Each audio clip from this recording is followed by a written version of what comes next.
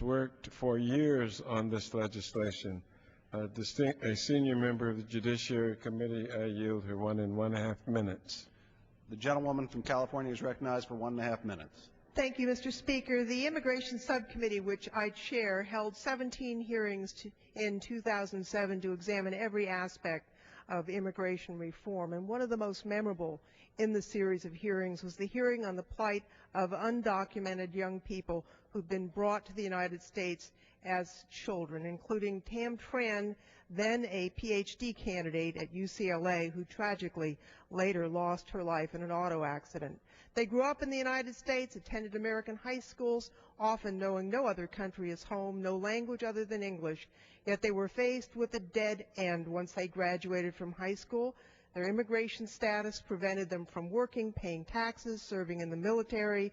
They could never get right with the law, even though they had done nothing wrong. The only thing they had done was to obey their parents.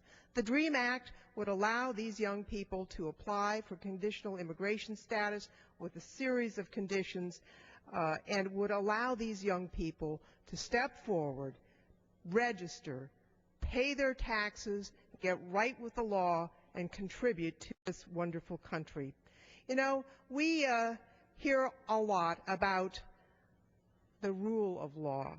I think it's worth remembering that we write the laws in this country, and we need to address this issue. The Congressional Budget Office tells us that this bill will, if we pass it, will increase revenues by $1.7 billion, a 2.2. May I have an additional 10 seconds, Mr. Chairman? Gentlewoman is recognized. A $2.2 billion deficit reduction over the next 10 years, so we can do the right policy and also have the right fiscal impact. By passing this bill, I recommend that we help these innocent children who did nothing wrong. Gentlewoman's time has expired. The gentleman from Michigan reserves. The gentleman from Texas is recognized. Mr. Speaker, I'll yield 3 minutes to the gentleman from Iowa.